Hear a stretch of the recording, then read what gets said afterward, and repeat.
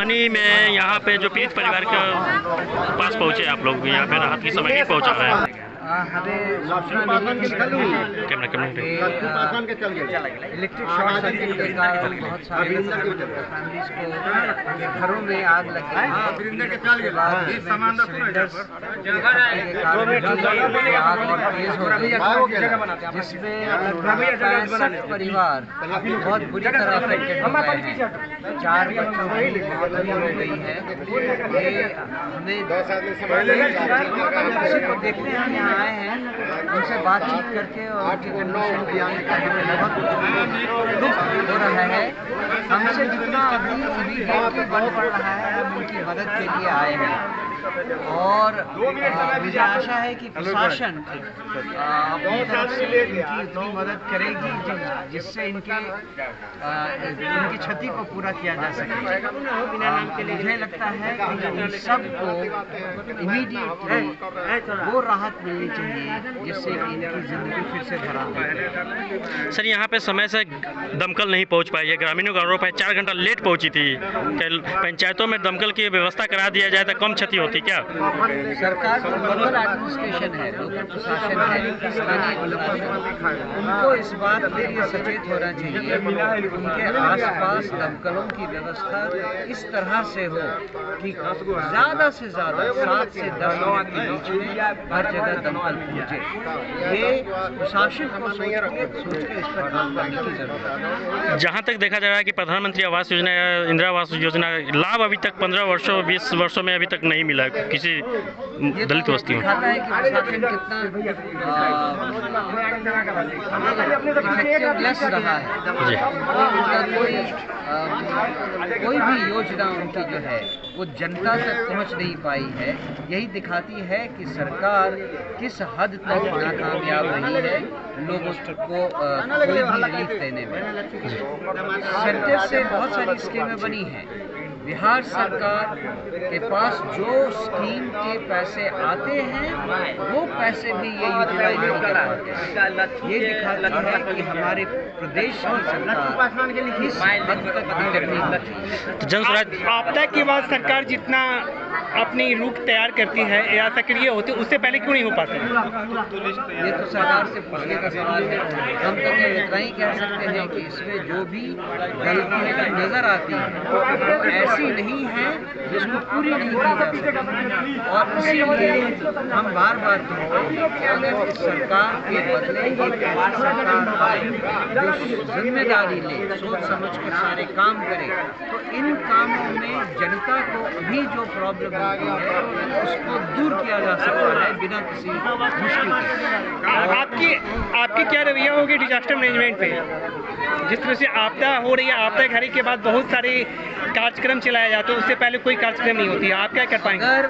अगर जनता की सरकार आई तो आप देखेंगे कि इन सारी चीज़ों के तार जो कि लोकल एडमिनिस्ट्रेशन में भ्रष्टाचार और पॉलिटिकल इंटरफेरेंस से जुड़े हैं, राजनीतिक जो दखल होती है उससे जुड़े हैं, इन सब को सही करना बहुत आसान है अगर ऊपर से प्रशासन और सरकार कर दी जाए और लोगों की समस्याओं का क्या परिवारों को राहत सामग्री वितरण की गई है? 65 परिवार जो अफेक्टेड थे। क्या लग रहा है आगे भी जन स्वराज की तरफ से बांटी गई है? मेरे ख्याल से कुछ कपड़े हैं और कुछ कच्चा राशन है और चूल्हा जलाने का गैस सिलेंडर और बर्तन खाने पीने का सामान है, जिससे चूल्हा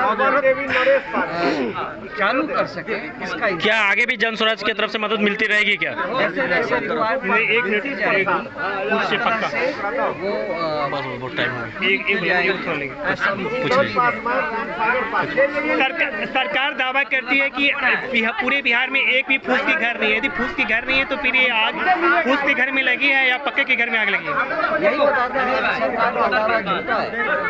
सरकार अपने दायित्व से बाहर जा रही है और पूरी नहीं कर पा रही है। कुछ क्वेश्चन छोड़ दीजिए, बस हो गया।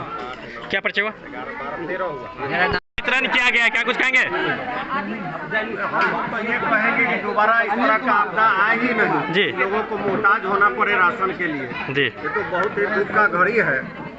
लोग देख रहे हैं कैसे मारामारी कर रहे हैं, अपने जीवन का पूरा कमाई लुटा लिए।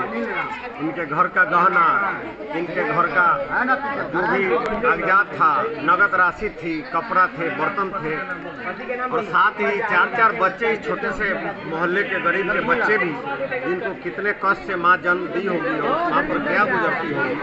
इसलिए हम लोग इनके दुख के घड़ी में थोड़ी सी मदद के लिए मानवता के नाते आए हैं और ईश्वर से यह प्रार्थना करते हैं कि दोबारा एक किसी के सामने इस तरह का परिस्थिति ना आवे, नेताओं के सामने हाथ फैलाना। ये हमेशा देखा जाता है कि महादलित बस्ती में ही आग क्यों लगती है, क्योंकि ये सरकार की नाकाफी है, नाइंसाफी है कि दलितों को प्रताड़ित होना पड़ रहा है समाज के अंदर। इसके लिए हम लोग जैसे लोग काफी मर्माहत हैं। इनके यहाँ सरकार कहती है, अभी भी हम देखे हैं मुख्यमंत्री जी 15 दिन का पखवाड़ा चला रहे हैं बिहार में, क्योंकि हम लोग मुखिया हैं। संदेश आया है कि गांव-गांव में कैंप लगवाकर महादलित परिवार को जो सरकार से सुविधा मिल रही है उसको चिन्हित किया जाए।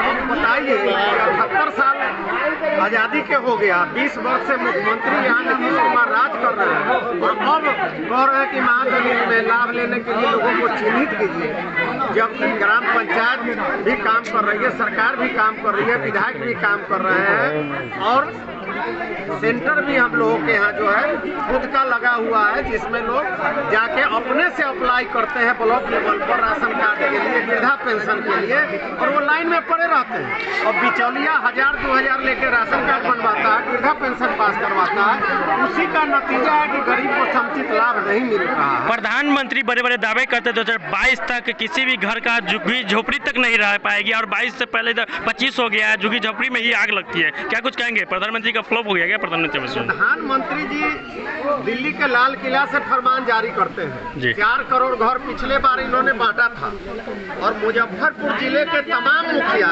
जंतर मंतर पर पिछले साल जाके धरना पर बैठा। 2018 में वो घोषणा किए थे कि 100% गरीबों को हम घर दे देंगे, लेकिन अब तक नहीं मिला। और अभी जब चुनाव आया है तो फिर आवास प्लस ऐप पर सर्वेक्षण चालू हुआ है, तो चुनाव बीत जाएगा, नहीं आएगा। माननीय मुख्यमंत्री जी नीतीश कुमार जी विधानसभा पूर्व के चुनाव के समय घोषणा किए थे जिन गरीबों को पहले किसी भी समय में आवास का लाभ मिला था और उसको छत नहीं ढाला है, उनको 50,000 रुपया देंगे। दूसरा बार विधानसभा भी चुनाव आ गया, मेरा दावा है एक भी परिवार को 50,000 रुपया नहीं मिला है। ये पूरे बिहार की स्थिति है और इसीलिए अगलगी और ये प्रताड़ना का शिकार गरीब हो रहा है। नैतिकता के आधार पर तो ऐसे राज करने वाले पार्टियों को वोट मांगने ही नहीं आना चाहिए समाज में, ये परिस्थिति है। कल चिराग पासवान भी पहुंचे थे और दुख व्यक्त बता रहे थे कि यहाँ पे बहुत दलित बस्ती में कुछ। बिल्कुल चिराग पासवान जी आए थे और हम लोग उनके पिताजी रामविलास पासवान जी के साथ भी काम कर चुके हैं और उन्हीं का नारा था कि हम उस घर में दिया जलाने चले हैं जिसमें सदियों से अंधेरा है, लेकिन आज भी अंधेरा व्याप्त है। आप देख रहे हैं, वो आए हैं, सांत्वना देकर गए हैं, अच्छी बात है। दलितों के नाम पर राज करना, आरक्षित कोटा से विधायक और MP बनना बड़ी बात नहीं है, वो आरक्षण का माननीय अंबेडकर जी का वो देन है जिसके कारण लोग बनते हैं। लेकिन जब गद्दी हो जाती है तो एक दूसरे से घालमेल करके सिर्फ राजगद्दी अपने को लेने का काम करते हैं और सुर में सुर मिलाते हैं प्रधानमंत्री और मुख्यमंत्री का। दलितों के लिए वो संघर्ष नहीं करते। क्या परिचय हो?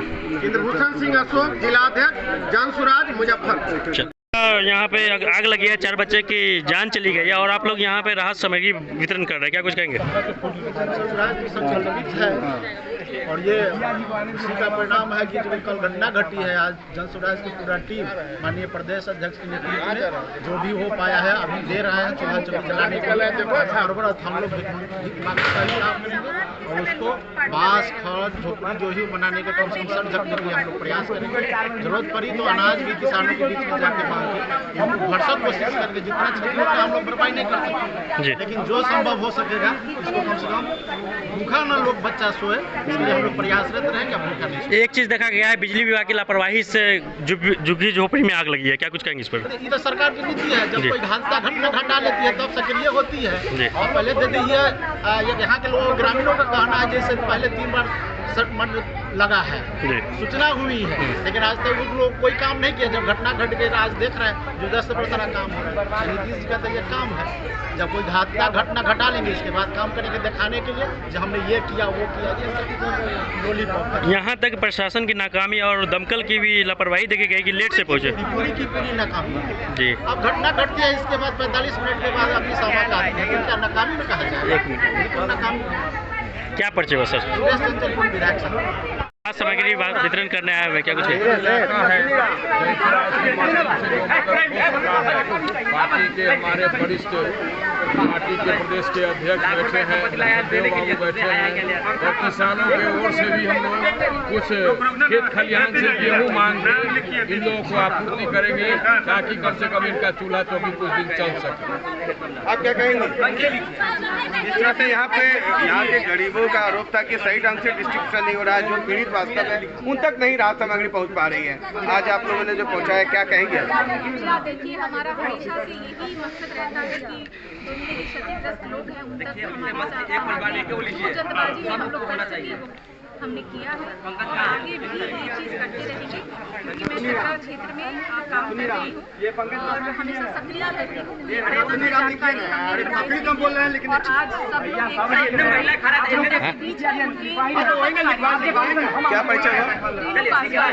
क्या कुछ कहेंगे मैडम? यहाँ पे जन स्वराज की तरफ से यहाँ पे राहत सामग्री वितरण किया जा रहा है, क्या कुछ कहेंगे मैडम?